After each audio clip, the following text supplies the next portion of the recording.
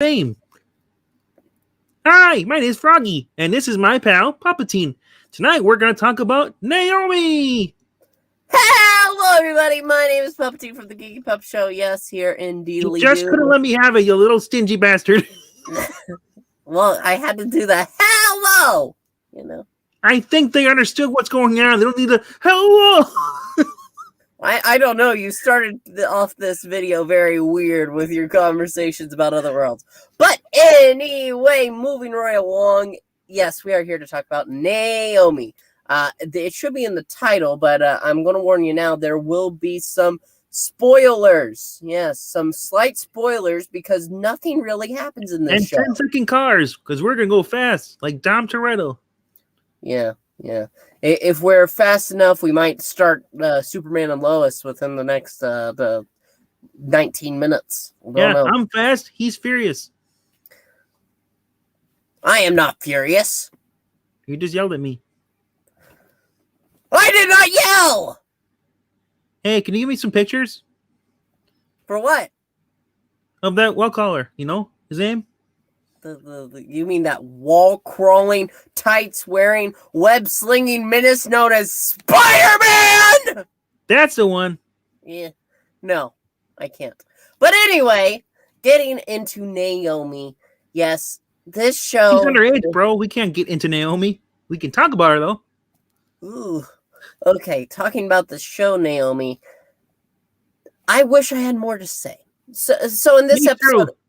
Thank God you don't have anything to say. In this episode, we see that Dee, who runs the tattoo parlor, tries to show NAOMI that, oh, look, you're an alien. If you fall off this bridge, you will fly. NAOMI says, no, and runs away. Yeah. He said the worst that can happen is you'll fall and you'll break your foot. Yeah. And she reveals, oh, she's never had any kind of injuries or anything. And so... It's also revealed that Dee is actually from Thanagar. He's a Thanagarian. Now, he's not Hawkman in a sense. He's not Carter Hall, but he is a Hawk person. Remember, this is the AU world. Yeah, it's another universe. I'm pretty sure... And they just discovered that Superman's real in their world. No one's... I guess the DOD hasn't talked to him. And now I guess the DOD is kind of like now exploring alien stuff. Yeah, and we also learned that NAOMI, they also realized there was a UFO, unidentified flying object that crashed in something falls. I forget what it's called. Not Mystic Falls. It doesn't really matter. Anyway, near the place, just a little whiles away from where NAOMI lives, there were UFOs on the day she was adopted. Yep. They explore this, but ultimately... When we say her and all her friends. Yep. Which tries to imply that there's some drama between them because NAOMI is trying to spread herself thin amongst friends, and this one guy wants to go out for pizza, and by pizza, he means a date. Anthony. Oh, no! And her friend keeps calling her babe like 5 to 10 times throughout the whole entire episode. Ironically, the one friend who calls her babe is not romantically interested in her. Ha! How about that? But she's probably like, remember that show Facts of Life? There was that one girl on there. She's kind of chubby. She had the short hair. And she was just so overly positive and annoying. That's what this character. This is the female Ned Leeds from MCU. She is... from what was that? I don't know. She kind of reminds me of Kimmy Gibbler. Just walks in, hey, where's my shake? Yes. But other than that, though, this show really screams. To me, it's screaming. This is gonna be a show aimed for 12-year-olds. This feels like Nickelodeon. And when I say Nickelodeon, I mean like, are you afraid of the dark? But a bad version of that. And obviously, you're not afraid of the dark. I mean, if that girl's here, I will be afraid of the dark. Oh, no. I don't have any shakes. Leave me alone. Oh, God, no. But anyway, yes. Where was I? Yes. So they go into this crash site. They take like 3 cars to get there. They have the one girl who works at the comic book store that she's romantically interested in. She comes to pick them up once the first car they were taking breaks down, and they go to the site. And who's there? Dun dun dun! It's that. What's his name? The guy who runs the car dealership? I don't know. I just call him used car stillmanship, you know. That's right. Less evil Jimmy Fox Electro. I mean, seriously, he just comes off, he's like, I know more. And he's like, he just kind of like, somebody broke into my shop, and I know it was you, and I haven't decided to tell the police what I know. And I'm thinking, there's no cameras. You didn't see crap. But we gotta forget before we get to this part. They went when they went in the woods. Originally, she went in the woods, you know, with Anthony or not Anthony. The poor guy that looks for UFOs. I forgot what his name is. But all they do is make fun of his car. His car's falling apart. He's obviously got a hand-me-down. Doesn't know how to work on it because he's not a millennial. Or I guess he's actually sorry. Millennials don't know how to work on it either. But no. So anyway, they're out there. NAOMI her powers start manifesting. She can hear everything. She's got not only she's got microscopic vision like Superman. She's got super hearing now. So when she hears everything, and she can hear her friends, and she starts freaking out, having a little panic attack. Finally, her friend walks up, and then she calms down. And then, so that's when they're in they find the place where after talking to Steven, who originally witnessed the crash back in 2004, he tells them they were searching the wrong spot, and so they get they take that poor kid's car, the UFO boy's car. His car breaks down. And so who they call? Lotus. Because she's the most important character on the show that needs more screen time. She's the one that runs the comic book shop. Yes. She's the person that you should be calling because she's probably the one with all the conspiracy nut stuff. Uh-huh. Have they never watched The Lost Boys? And it has nothing to do with the fact that you like looking at her, Froggy. I like looking at pizza too. Doesn't mean I hate it. I'm watching you, Frog. You're watching me? Oh, thanks. Keep my ears. No, I'm watching you. While I'm bathing? That's kind of weird. No, let's move on, huh? How about that? Yeah, let's get out of this, swimmingly sticky situation. Oof, don't describe it as that either. I wish at this point, the only other things to mention are the fact that her father seems to know nothing. Her father and her mother seem to know nothing about her. Yeah. They know. It's going to be revealed that they know something.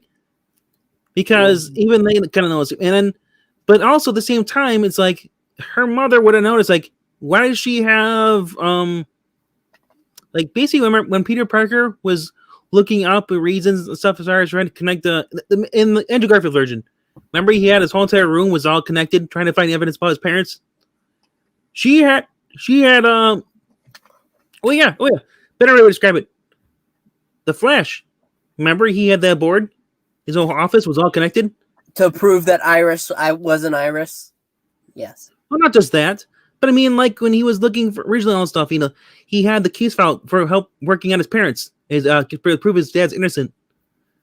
She has a whole living room just covered in maps and all stuff. She's trying to UFO. Her friend comes over, kind of questions, like, and I'm thinking, like, at this point, that friend, I really remember. I wish I knew what her name was, but basically, less annoying than Leeds, I guess. Oh, you mean Annabelle? Annabelle, you see, that's yeah. I'll probably forget again, but that's how important she is. She just comes over and just says, "Hey, babe, what's going on? Thought we're doing a little thing here. This is full blown nutso." A little bit. Yeah, doesn't have an evidence board, but she had papers and map stuff. Yep. So if her mom did know about this, she would have reported something to somebody else. You would have seen it. So, but At the end of the episode, though, her dad does get invited to join this task force for the Naval and the Air Force, exploring unidentified flying object stuff. So basically, like a DoD, including a little piece of red cloth that doesn't seem to be destroyed.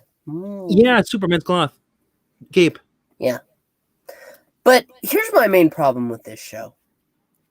Why? Action?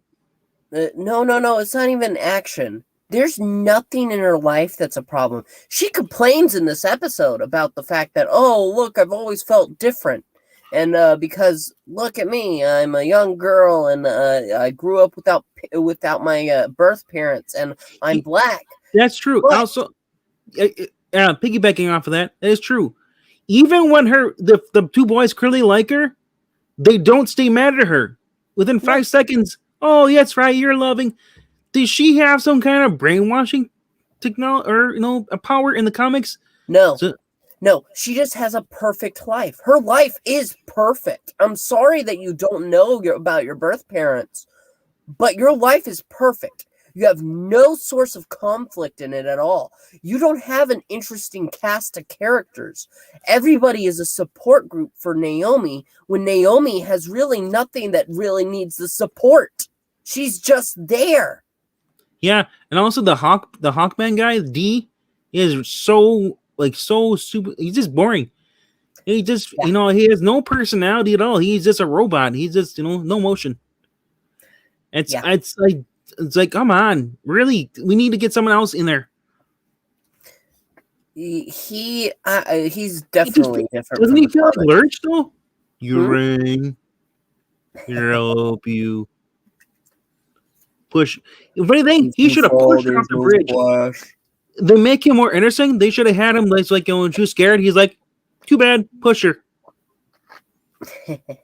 She would have been a little angry, but it would have been more suspense.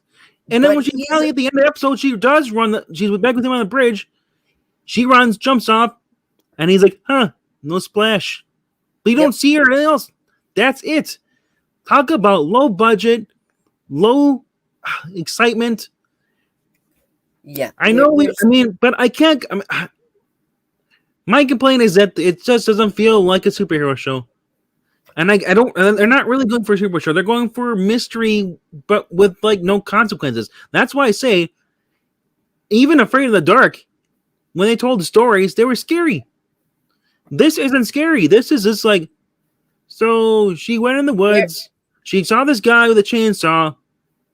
He said, "I want to kill you," and she's like, "You hold on a second. I'm doing a text right now. I'll schedule in later." It's like, and the guy's just kind of like scratching his head. It's like, I thought this was a horror movie. I'm supposed to kill you. Yeah, there's no tone. It's all monotone, and it's not. And that's my only complaint because it's not offensive. It's not saying there's nothing like we're getting like, well, if you're white, you don't understand anything. They're not. She's not putting down any of the characters in the. Really at all. They're not. Nobody, whether they're race or gender, nobody's being insulted. No one's being talked down to because whatever. It's just that the plot story is not interesting, and it's like, I understand it's not that hard to do stuff like this on this channel. Or maybe it is. I guess because if you have a certain viewpoint or something I guess. Anyway, but I'm getting in the woods here. Yeah, me getting in the woods is more entertaining than this show. The woods are more entertaining than the show. And, it's not like Supergirl. It's not a good replacement for Supergirl because Supergirl, we could point at and be like, oh my gosh, this is ridiculous. No, this is just dull. You sit there watching as NAOMI is slowly being talked to by this villain, the big bad villain, Zombedo. He is just there, and you don't really care.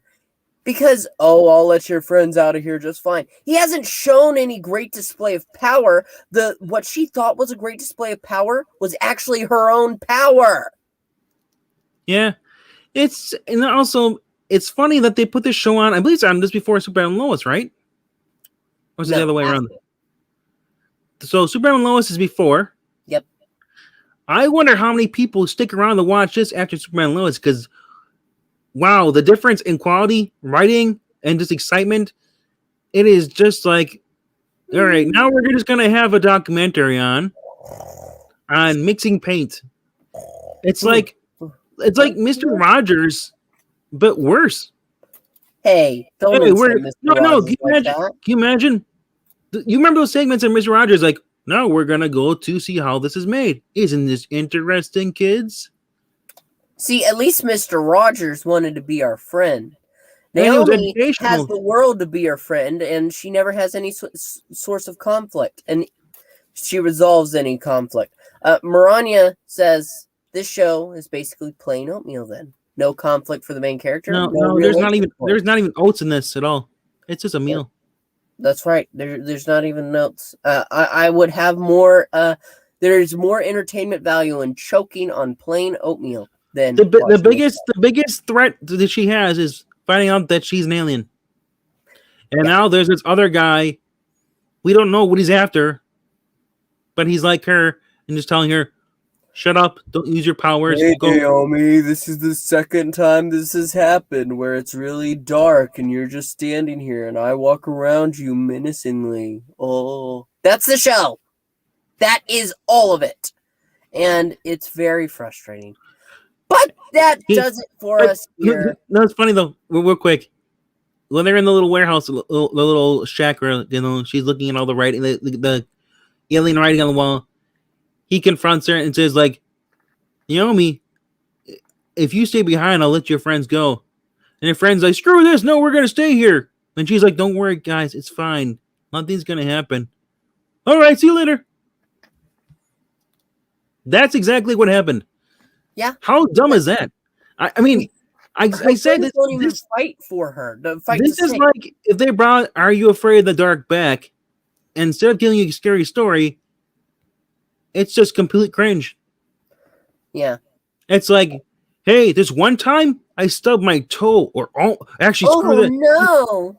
But the scary part is that I was sleeping and I woke up and my toe hurt, but I was still in bed.